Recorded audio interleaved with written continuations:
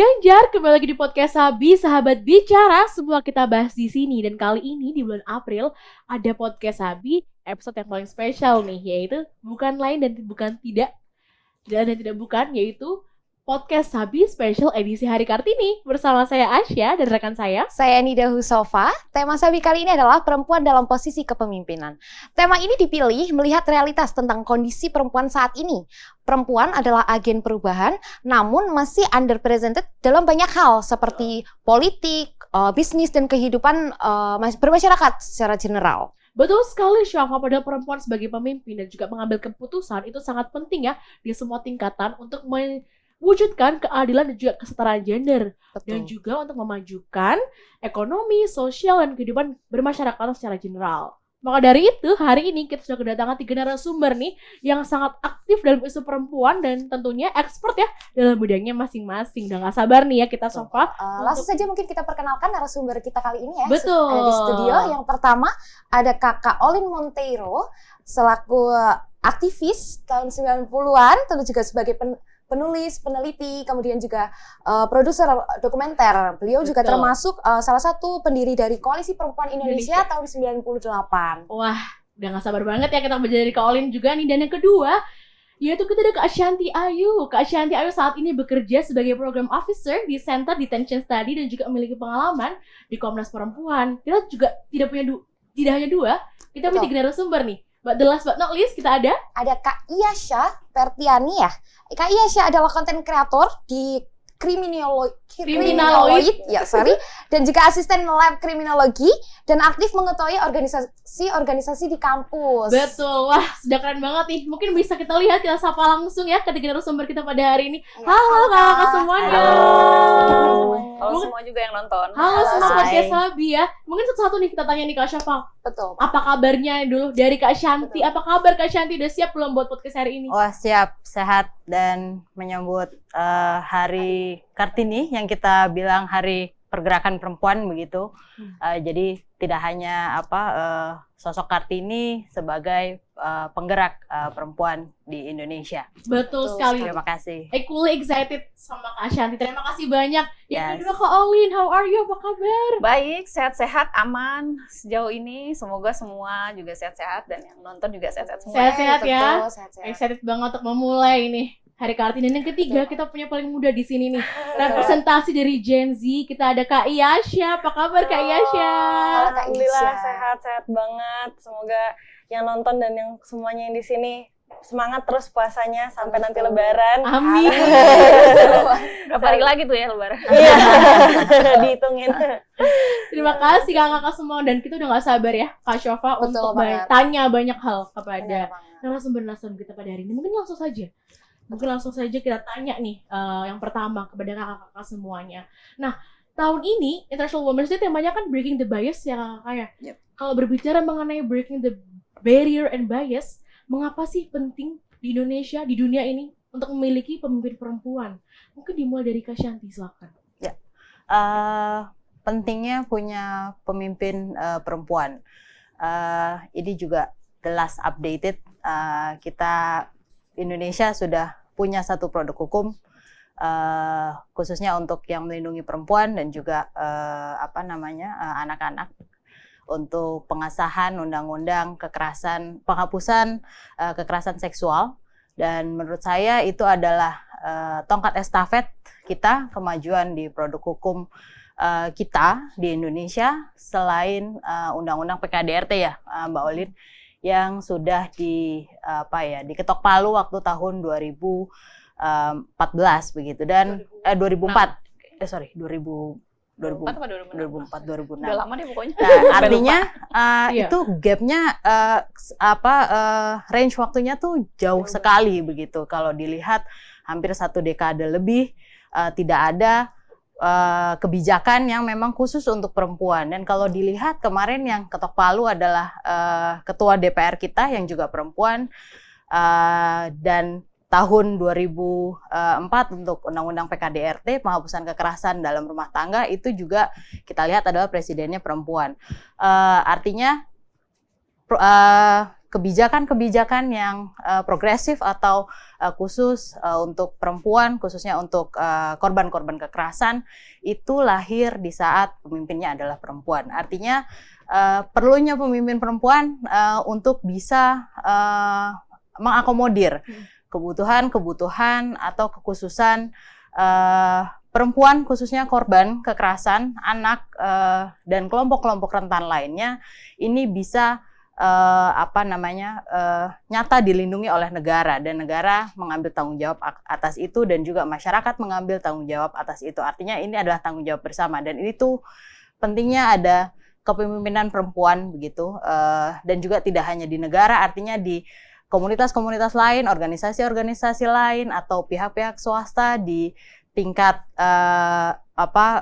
main level, mungkin di entry levelnya banyak keterlibatan perempuan, tapi ketika ada di level tengah atau level tinggi di manajerial, itu kita bisa lihat banyak burden atau banyak halangan yang dihadapi perempuan. Mungkin itu sebagai awalan. Terima kasih banyak ya untuk Ashanti, dan tadi sempat membahas juga RUU TPKS, dan Kak Olin ini salah satu yang paling aktif turun langsung ke lapangan memperjuangkan itu kepada seluruh perempuan Indonesia. Nah, bagaimana nih Kak Olin, pendapat Kak Olin juga tentang tadi ya disampaikan sama Kak Ashanti, dan juga seberapa krusialnya sih kita untuk memiliki pemimpin perempuan khususnya di Indonesia? Ya, itu penting sekali kalau kita ngomong tadi istilah break the bias, itu biasnya itu di mana ya, level mana gitu. Karena bukan kita ngomongin kebijakan aja sebenarnya, kita juga ngomongin sehari-hari. Contohnya gini, kita pasti tahu kalau udah sekolah pasti ya udahlah anak perempuan kan ntar nikah.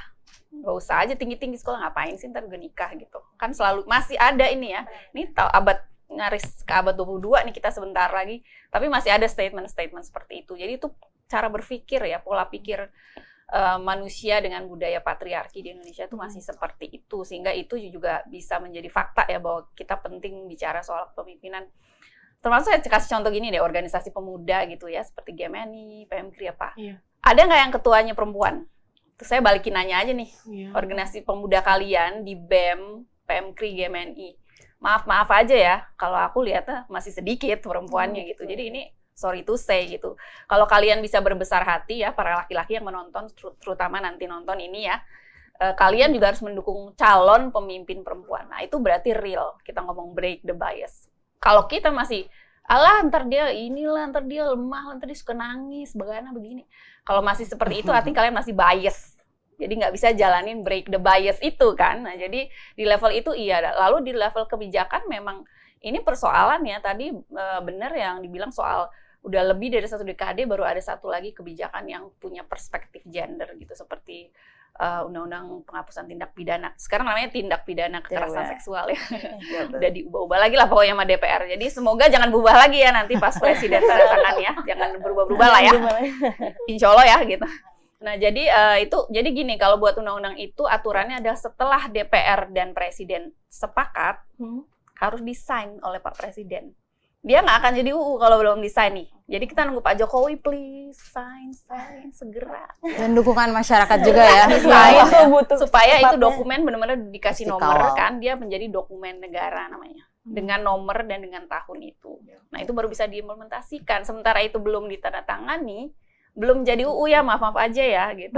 Jadi kita tunggu komitmen politik gitu. Jadi ketika seorang pemimpin itu punya komitmen politik, mau dia laki-laki, mau dia perempuan, kalau dia mengerti bisa dibuat kebijakannya kan gitu. Jadi kita juga harus ada di di masa jangan hanya ngomong bahwa kamu perempuan harus kerja, nggak gitu caranya. Laki-laki juga bisa kerja. Laki-laki juga bisa mendukung kesetaraan gender gitu. Jadi break the bias tuh itu.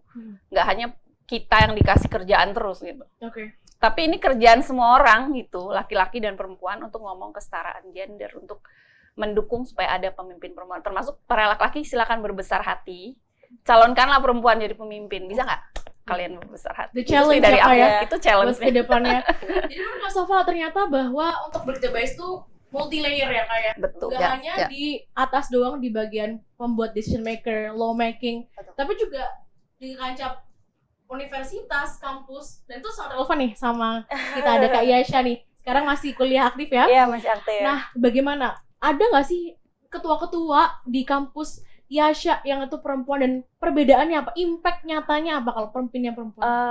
Alhamdulillah kemarin di himpunan aku baru kepilih ketua dan itu perempuan yang kepilih. Wah. Jadi akhirnya ya dari itu beberapa Baru lama pun kita dukung. akhirnya perempuan yang dipilih. Terus aku kayak ngeliatnya, oh ya akhirnya ya ini perempuan yang dipilih nih. Karena memang sebenarnya menurut aku itu agak dibutuhin ya. Karena biasanya kan perempuan itu punya dianggapnya kayak enggak, perempuan itu terlalu emosional kalau jadi pemimpin.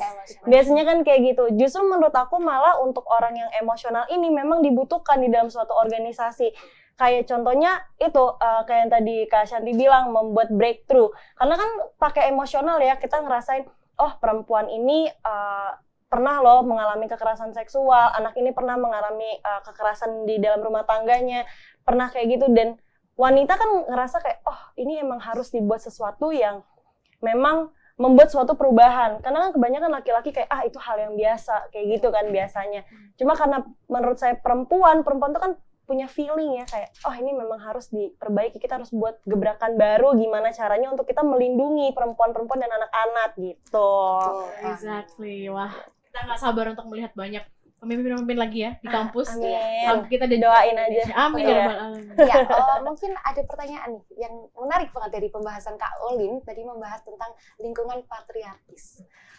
Kak Olin, boleh nggak kasih tips atau mungkin jangan buat anak-anak perempuan yang saya termasuk dari keluarga yang patriarkis keluarganya. Jadi memang sangat sulit untuk saya memperjuangkan pendidikan yang saya tempuh hingga sekarang, insya Allah masih dalam proses S2.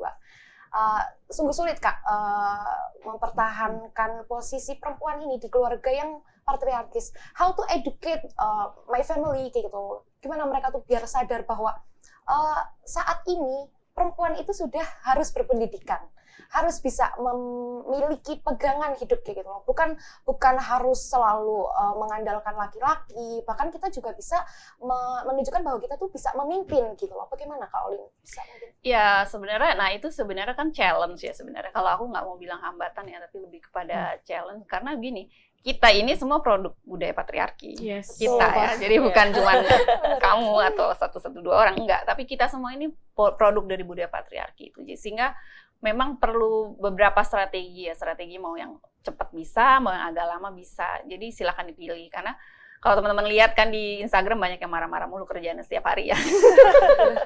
Patriarki itu kayak gitu lah pokoknya, yang marah-marah lah pokoknya, yang nggak jelas gitu marah-marahnya. Yang menurut aku gini, boleh kita marah, boleh kita emosi, tapi apakah itu terus strategis gitu untuk perjuangan kita? Kan juga mesti kita hitung ya kampanye kita. Jadi kalau aku sih mikir untuk yang di level personal memang butuh suatu keberanian untuk bicara, dan itu sebenarnya kenapa perempuan tidak bisa bicara, karena sudah direndahkan dari dia kecil, selalu didiskriminasikan, direndahkan, didiamkan, bilang diam lu anak perempuan. Gitu kan. Nah, jadi generasi kita yang sekarang ini harus mengubah cara komunikasi relasi orang tua dan anak ini. Kita ini yang harus mengubah. Jadi anak itu adalah partner, teman, gitu ya. Nggak akan ada yang bisa ubah gitu. Kalau dibilang, jadi ini tugas siapa mengubah masyarakat? Ya emang tugas Olin gitu kan. Enggak gitu. Ini 200 juta penduduk Indonesia ini, lebih ya 200 juta, berapa sih populasi, lupa. Nah, ini tugas pemerintah loh sebenarnya. Jadi punya pendidikan formal yang berbasis gender. Ini tugas pemerintah sebenarnya, maaf aja ya gitu. Aktivis berapa sih dia punya program, berapa banyak sih cakupan pekerjaan dia, wilayah kerja dia, nggak akan bisa banyak gitu. Kayak aku sering keliling Indonesia bikin riset tentang kesetaraan gender, budaya dan kesetaraan gender. Terakhir aku bikin di NTT untuk bagaimana peran perempuan dalam adat begitu ya di NTT. Tapi ya seberapa banyak sih kita bisa buat seperti itu. Jadi dia perlu ada di dalam kurikulum sebenarnya, pendidikan kesetaraan gender. Dan kemudian mungkin untuk orang tua kita perlu ada pendidikan di KUA kali ya, mungkin nggak tahu. Iya, atau di gereja atau di mana gitu ya, sebelum menikah harus ada pre-wedding education semacam itu, yang ya kamu jadi orang tua harus begini gitu loh. Harus punya sikap bagaimana tidak mendiskriminasikan anak sejak dari kecil dan membiasakan dia berbicara gitu. Kayak aku secara personal, aku punya anak 2, jadi dari kecil sudah dibiasakan berpendapat.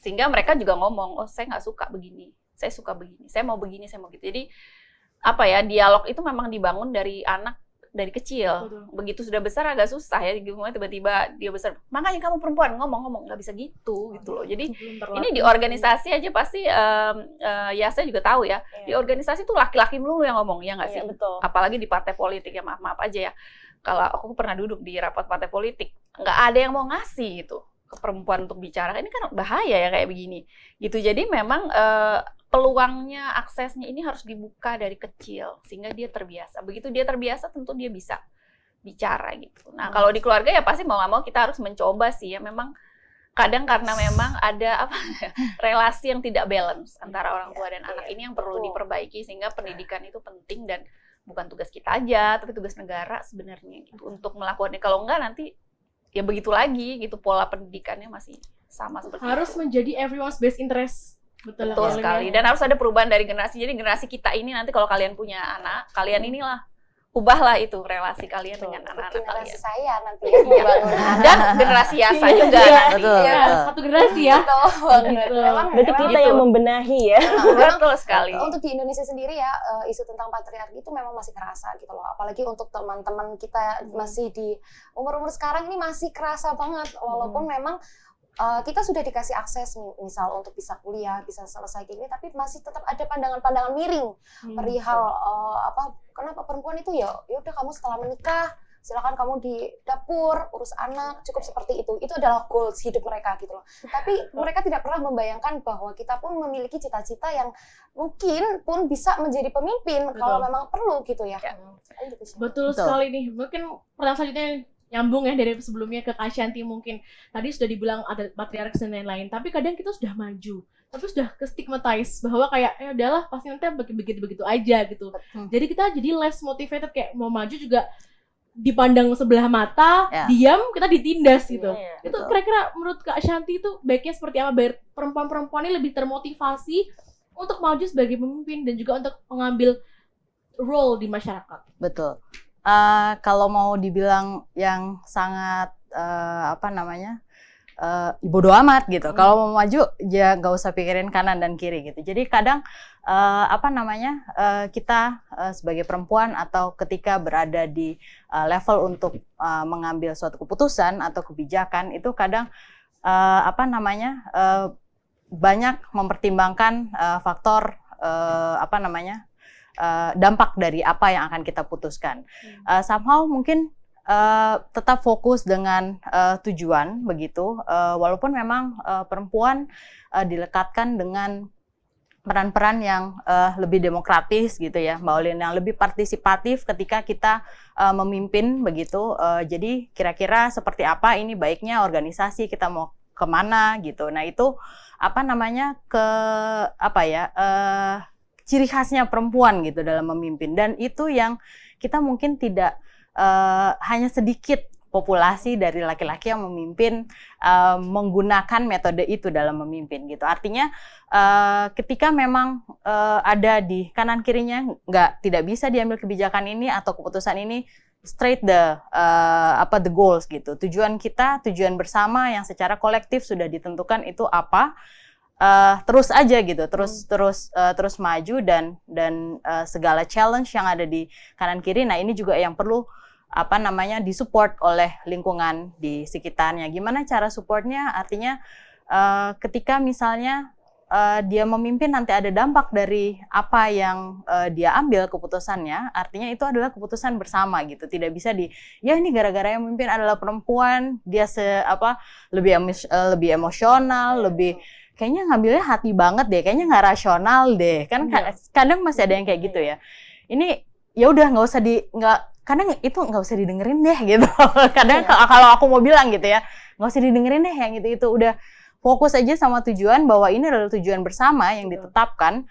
Artinya ya sudah gitu, terus maju di sebelah sana. Dan mungkin tadi aku boleh menambahkan sedikit dari Kak Olin, bahwa di lingkungan terdekat, lingkungan keluarga gitu seperti apa, ini kita bisa lihat nih, kayak misalnya sekarang ini karena kita lagi hari Kartini aja ya nggak kan? biasanya ya semua panelisnya laki-laki atau hanya perempuan gitu. Perempuan ya cuma misalnya dia jadi hostnya kah, apa dia jadi moderatornya, dia bukan narasumber perempuan begitu, all male panelis gitu. Dan ya artinya kan suara dan kebutuhan perempuan itu tidak terdengarkan di forum-forum diskusi manapun gitu. Jadi ya kadang itu yang mungkin kita bisa lebih biasakan gitu ya. Atau misalnya dalam hal yang kecil deh gitu, karena aku juga riset di beberapa daerah, hal yang paling kecil adalah ketika di rumah, ketika makan. Coba perhatikan, di rumah siapa yang paling terakhir makan? Adalah ibu. Dia akan mengambil semua sisa makanan. Artinya gizi-gizi yang baik itu diambil oleh pertama adalah bapaknya, karena sebagai pencari nafkah keluarga dianggapnya. Terus yang kedua anaknya yang mana, laki-laki atau perempuan? Ya sudah, akhirnya ibu ya udah. Jadi artinya dari lingkungan yang paling kecil pun kesehatan gizi dari perempuan setelah dia menjadi berkeluarga begitu ya, itu juga jauh banget dari akses kesehatan yang lebih baik gitu. Menurutku sih ya itu hal-hal yang kecil yang mungkin kita bisa bisa sadari dan kita bisa rubah gitu. Ya udah, kalau mau makan aja gitu. Bapak ada porsinya sendiri gitu.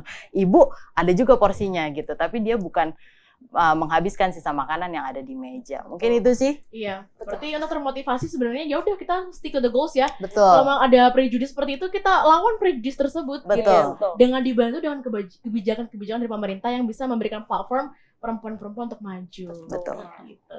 Nah, buat Yasha sendiri nih, tadi kan sudah kita dengar dari Kak Shanti dan juga dari Kak Olin ya, masalah motivasi untuk pemimpin menjadi perempuan.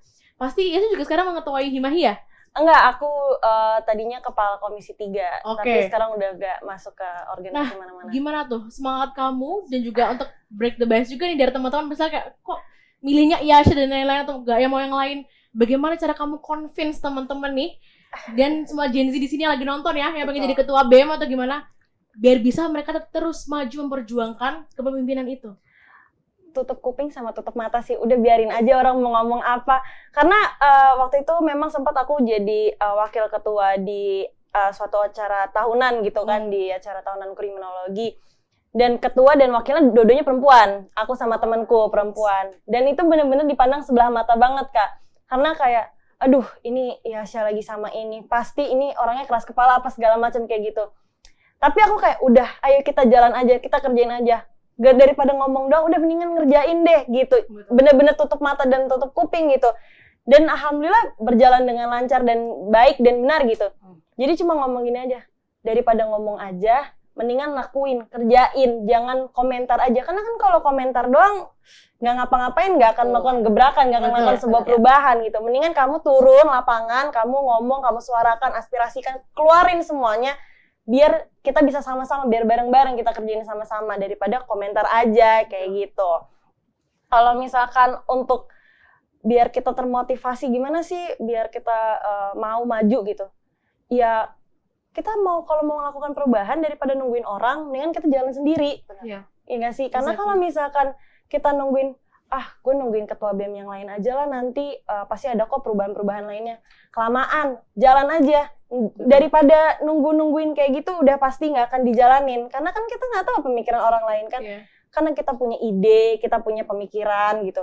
Ya udah mendingan daripada nunggu-nunggu, udah kita jalan aja, maju aja. Gitu kalau aku sih mikirnya. Berarti ya saya setuju ya bahwa leadership itu nggak gender related, ya udah. Enggak sama sekali. Karena kenapa harus gender related kalau misalkan ternyata memang perempuan memiliki ide yang lebih baik, kenapa tidak gitu. Kalau tau aku tuh Kak, leadership is a nurture, not a nature. Yes. Jadi kalau misalnya kita memang sudah terlatih dan lain-lain, ya sudah, everyone can lead. Iya, betul. Memecah mindset-nya adalah dengan menunjukkan. Iya, betul. Bukan dengan ucapan. Ya, betul itu. Kalau kita ambil dari Kak Yasha tadi seperti itu ya. Karena memang dari penyampaian Kak Yasha sendiri mengenai kita tutup kuping, tutup mata, terus kita kita fokus aja sama kerjaan. Betul. Dengan kita menunjukkan kayak gitu, kita bisa melihat hasil karya kita sendiri, tentu akan menjadi gamparan gitu loh untuk kaum-kaum di sana yang selalu memandang bahwa perempuan itu gak akan mungkin mendapatkan goals-nya, atau mungkin kadang kita juga ngeliat ya, sekalinya kita menjadi pemimpin, atau dijadikan ketua sebagai ini, sekalinya ada celah dikit aja udah dikata gagal. Nah, kita tuh kadang gimana sih agar kita tuh mungkin tips and triknya gitu loh, kayak dari mana kita tuh belajar agar kita tuh tetap teguh bahwa kita tuh bisa gitu loh sebagai perempuan, atau mungkin dengan sering sosialisasi dengan komisi-komisi perempuan, atau mungkin seperti apa gitu loh biar kita tuh tetap teguh bahwa apa yang aku ambil, jalan yang aku ambil untuk menjadi pemimpin itu tidak salah. Apapun celah kekurangan yang saya lakukan gitu loh akan menjadi pembelajaran dan akan kita perbaiki untuk kedepannya gitu loh. Seperti teman-teman lain gitu ya sebagai pemimpin tentunya gitu. Gimana itu? Mungkin Kak Oli? Iya, kalau gimana tips jadi pemimpin sebenarnya ada banyak sih caranya ya. Greta Thunberg bisa memimpin jutaan climate campaign sendirian tanpa organisasi. Ya, ini aku tahu. Dia kemudian akhirnya bikin organisasi yang dia buat sekarang Friends of the Future ya, apa gitu. Pokoknya setelah, tapi dia memimpin sendirian loh. Jadi sebenarnya ada banyak cara ya untuk kita bisa speak up gitu, bisa bicara. Kalau kamu punya platform gitu, dipakai aja gitu. Jadi itu salah satu cara. Apalagi sekarang kalian kan ada sosial media ya. Kalau zaman aku dulu, zaman jadul, kalau aku generasi X soalnya yang lahir tahun 70-an, 80-an ya. Jadi kami dulu kampanye ya aksi ke jalan teriak-teriak gitu. Itu kampanye kita gitu. Tapi kalau kalian kan bisa ngomong pakai platform sosial media ini untuk speak up gitu. Dan itu sebenarnya juga kita tahu bahwa dampaknya banyak. Kayak Greta tuh dia bisa punya puluhan negara yang ikut sama dengan dia climate campaign itu, dan kemudian jutaan anak di seluruh dunia bikin Friday for Future itu setiap Jumat gitu. Free gas sekolah, marching. Itu aksi nyata ya. Nah, tapi juga ada cara lain kalau memang kita lihat bahwa di sekolah tidak menopang perempuan menjadi pemimpin, kita harus cari jalan.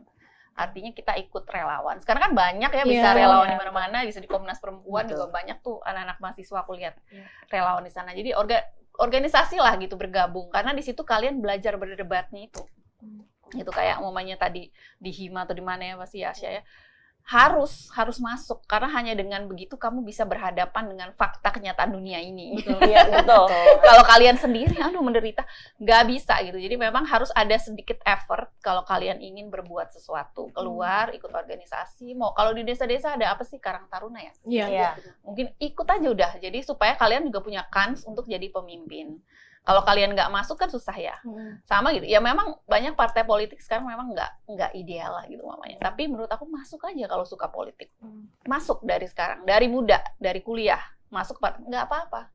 Belajar gitu kan, ini sangat patriarki sekali loh partai politik di Indonesia. Tapi kalau kalian ingin kecebur benar dan belajar benar, ya masuk aja ke dalam. Karena nggak ada cara lain selain belajar, lalu masuk berorganisasi, lalu kemudian juga terlibat di dalam kegiatan-kegiatan itu. Dengan begitu kalian juga biasa kan jadinya ngomong di banyak orang, ketemu orang banyak, menghadapi sifat-sifat manusia yang beragam, dan harus belajar stres. Tapi lebih ke belajar bagaimana mekanisme mengatasi stres berorganisasi. Gitu. Jadi kalian akan belajar, kayak dulu, aku juga dulu belajar dari organisasi di gereja gitu, itu dari SMP begitu.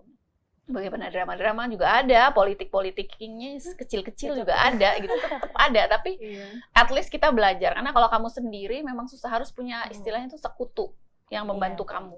Sehingga sama tadi mungkin kalau tips aku juga untuk organisasi kepemudaan gitu, si calon ketua ini harus punya tim sukses, ya kan? Sama kayak partai politik lah sebenarnya. Jadi tim sukses ini kemudian membantu dia, mensuplai dia, termasuk juga mendukung dia secara emosional, karena kepemimpinan itu butuh kerjasama. Dia nggak bisa sendiri. Pemimpin yang baik, dia bisa menggerakkan masanya dan dia bisa mengumpulkan timnya. Karena disitulah dia terbukti bisa jadi pemimpin apa enggak gitu.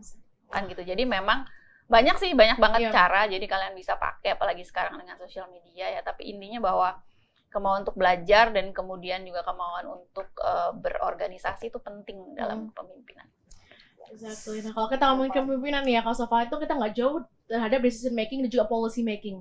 Memang saat ini keterwakilan minimal perempuan di DPR itu 30% ya kalau nggak salah ya kalian ya. Itu peraturannya 30%, tapi aslinya cuma 13%. 13%. Nah, begitu. Itu yang pengen saya tanyakan nih, Kak. Sebenarnya 30% aja tuh udah kayak minoritas ya.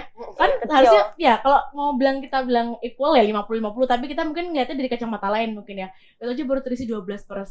Nah, menurut kakak di sini nih, mungkin nanti dimulai dari Kak Shanti dulu ya.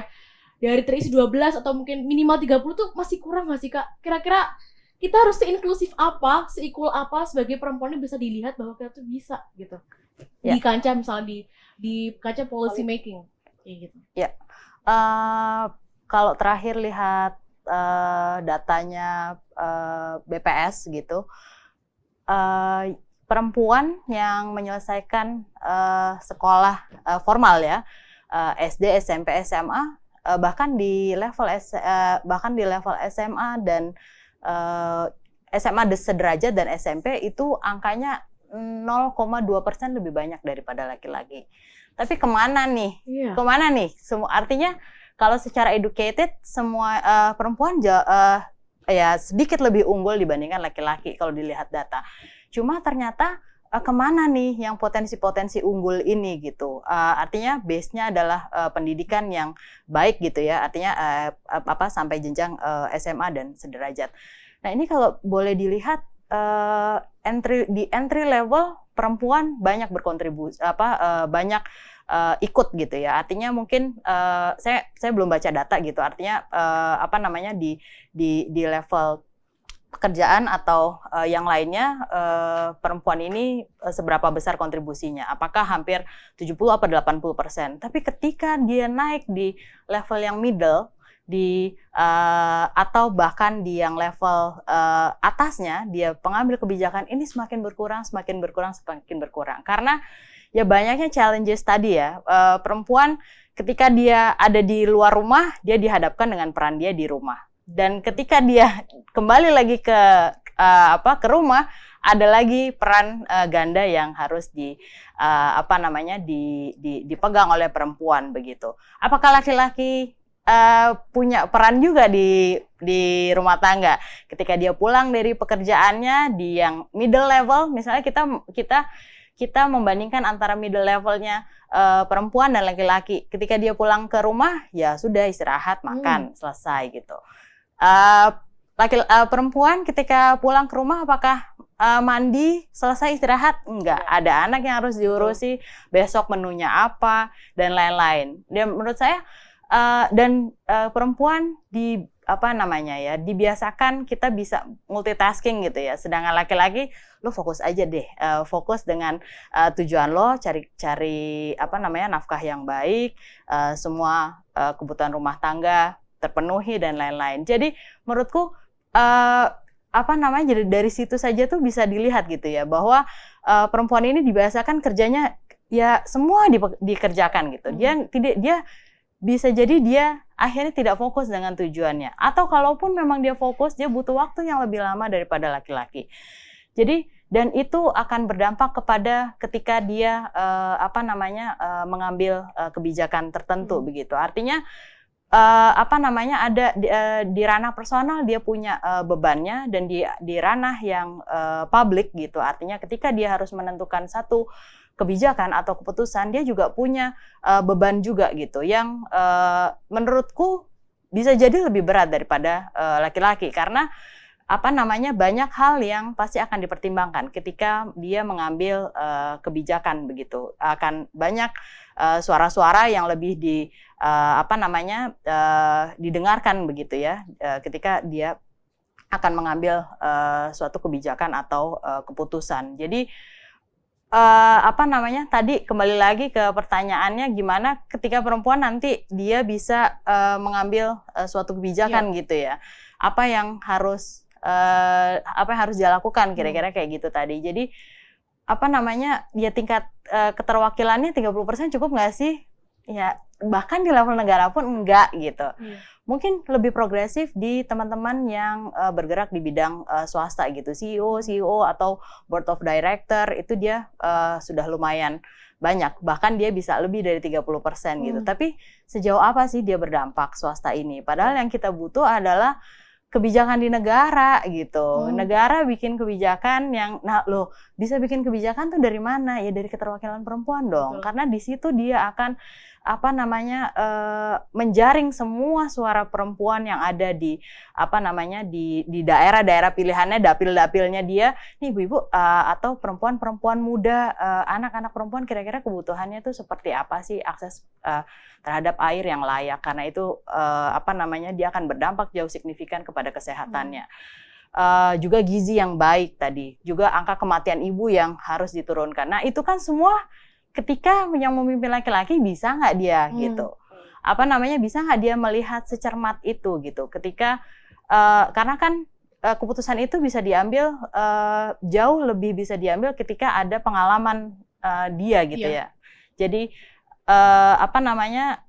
ya saya sih bukan menafikan bahwa laki-laki bisa mengurusi ini ya, bisa secermat ini. Cuma menurut saya perempuan akan jauh lebih attachment-nya dia terhadap satu kebijakan yang akan diambil, apalagi yang khusus terhadap perempuan, itu jauh akan lebih lebih bondingnya tuh lebih punya. Karena begitu. dari perempuan itu sendiri ya. Betul, karena Betul. based on pengalamannya dia, Ya. teman-temannya dia, dan keluarganya Jadi dia. memang benar-benar terwakili. Betul. Nah mungkin nih untuk Kak Olin juga pertanyaan yang sama ya Kak ya. Mbak Kan- Yasya dulu. Oh ya, iya Syah juga. Kalian Daripada Nggak jadi apa-apa. ini jadi rada-rada agak Nggak apa-apa nih. nih ya Syah, kita kan ngomongin keterwakilan ya, apalagi kita aspirasi anak muda, betul. Aspirasi anak muda ke depannya, untuk ke depannya lagi, bagaimana nih kira-kira orang-orang seperti Yasha, teman-teman semua anak muda, untuk bisa perempuan itu mewakilkan lebih lagi nih ke depannya, kira-kira. Kalau misalkan gimana caranya biar perempuan lebih mewakili, karena kan kebanyakan itu sekarang kita ubah dulu deh mindset dari orang-orang kan, karena kan biasanya kalau dengar kata-kata kesetaraan gender, feminisme, itu menganggapnya wanita overpower. Iya nggak sih? Karena kebiasaan gini, pasti ini wanita tuh pengennya lebih tinggi derajatnya dibanding laki-laki. Padahal kan dari namanya udah beda, kesetaraan gender, di mana kita setara sama laki-laki. Apapun yang laki-laki lakukan, kita bisa lakukan. Apapun yang perempuan bisa lakukan, laki-laki bisa lakukan gitu. Exactly. Jadi jangan pernah menganggap bahwa kesetaraan gender ini adalah sebagai sesuatu yang overpower, yang dimana wanita ini kayaknya melebihi laki-laki gitu. Kesetaraan beda sama-sama ya. Iya. Padahal kan pada dasarnya kan bukan itu. Kita maunya kita disandingkan hampir sama lah, tapi nggak bermaksud untuk overpower gitu. Maksudnya dari perempuan-perempuan kan gitu kan, maksud dari feminisme dan kesetaraan gender kan kayak gitu. Gimana caranya biar kita berani mewakilkan suara-suara wanita? Ya itu yang tadi aku bilang, tutup mata aja udah. Karena kalau misalkan kita selalu dengerin orang lain, itu kita nggak akan pernah bisa mengeluarkan apa yang kita mau, nggak akan bisa mengemukakan apa ide kita, apa yang kita butuhkan. Karena kalau misalkan kita selalu dengerin orang lain, nggak jadi deh, kayaknya mereka nggak akan dengerin deh gitu. Kalau misalkan menurut kalian nih laki-laki ini nggak mau dengerin gitu ide kalian, terus kayak gini, nih ada ide nih, ini bagus, ini ada aspirasi bagus loh, ayo coba dulu, dan kasih sebuah contoh kayak kalau misalkan emang ide ini bagus, nama kamu juga bagus, berarti kamu juga bisa, akhirnya kamu akan dipilih karena ini dia kayak membantu wanita untuk memberikan sesuatu yang lebih gitu loh, membantu mendengarkan, kayak mengeluarkan kata-kata, bukan kata-kata sih, kayak mengeluarkan ide-ide perempuan gitu, nama laki-laki yang jadi lebih bagus gitu dengan mereka membantu para wanita-wanita ini gitu. Jadi intinya pokoknya jangan pernah mau diem gitu, udah ngomong aja. Speak up. Betul. Speak up itu penting gitu, karena kalau kalian diem aja tuh udah pasti nggak akan didengerin orang gitu. Ya betul, apalagi peluang menurut aku sendiri ya Syah, untuk di kampus apalagi, itu tuh menurutku satu-satunya momen yang berharga banget untuk kita tuh show off, karena mereka itu walaupun memang mungkin untuk di ranah politik itu mungkin sedikit challenge-nya tadi sedikit berat gitu loh, tapi untuk di kampus kita udah paham banget untuk isu-isu kepemimpinan perempuan ini sudah mulai nih terlihat gitu loh, karena memang berangkat dari kaum milenial kayak kita gitu loh. Makanya pada saat kayak mungkin kayak sebagai contoh untuk kepemimpinan sementara seperti kayak saat KKN itu kan udah ada Kormades, itu tuh hampir mulai ini anak-anak terutama ya kadang yang sangat aktif banget dengan isu feminis tuh biasanya anak-anak visipol, anak-anak hukum kayak gitu, mereka tuh udah berani mengambil alih gitu loh untuk menjadi entah itu kormacam atau mungkin kormades gitu loh. Jadi menurut aku mungkin akan menjadi saran baik gitu loh buat anak-anak kaum milenial mengambil kesempatan ini gitu loh di saat kalian masih kuliah. Kalian tuh mengambil kesempatan untuk berusaha melatih kepemimpinan sehingga mungkin nanti melihat realitas kehidupan pekerjaan kita sudah tidak kaget lagi gitu loh dengan mungkin akan challenge nambah satu level gitu ya. Mungkin seperti itu ya. Exactly. Benar. Setuju banget. Dan waktunya ini ternyata udah hampir di Sayang penghujung. banget. Mungkin kita punya satu pertanyaan lagi ya Kak ya. boleh Untuk sekali. ketiga narasumber kita pada hari ini. Betul. Nah, untuk Kak Ashanti, Kak Olin dan juga Iyasya, apa sih pesan-pesan Kakak terhadap perempuan Indonesia sehingga teman-teman ini bisa semua lebih berkontribusi terhadap bangsa dan negara dan lebih terlihat lagi nih bahwa perempuan bisa menjadi pemimpin. Mungkin dimulai dari Iyasya dulu deh. Untuk perempuan-perempuan, mau yang kecil, yang besar, dan nenek-nenek, apa segala macam ya, tolong jangan pernah mau kita diam. Kalau misalkan kalian memang punya sesuatu yang ide yang bagus, ide yang lebih baik, dan lain-lain, dikeluarkan aja, dikemukakan aja, karena kita nggak ada yang tahu, siapa tahu memang ide dan aspirasi kita bisa didengar oleh orang lain dan akhirnya terwujud dan bisa membuat sebuah perubahan yang baru maksudnya, yang baru dan membantu rekan-rekan semua dan perempuan di seluruh dunia bahkan ya gitu. Silakan Kak Olin, Oh, ya. pesan terhadap seluruh perempuan Indonesia. Ya, menurut saya sebenarnya yang paling penting untuk perempuan adalah keinginan dan komitmen untuk belajar. Belajar tuh penting karena begini, dengan kita banyak belajar, nggak perlu harus sekolah S2, S3 ya, bukan maksudnya. Maksudnya baca buku yang banyak, berorganisasi. Belajar itu kan bisa berorganisasi juga ya, dengan berkenalan dengan orang lain, kemudian berorganisasi, sehingga kalian pun dapat pengetahuan gitu loh, banyak. Dengan begitu kalian amunisinya banyak untuk bisa berdebat dengan orang lain ya, karena sekarang kita berhadapan dengan dunia netizen yang ngeri-ngeri gitu ya. Jadi kalian harus siap amunisinya, menjawabnya bagaimana yang benar, tepat, dan benar-benar efisien gitu.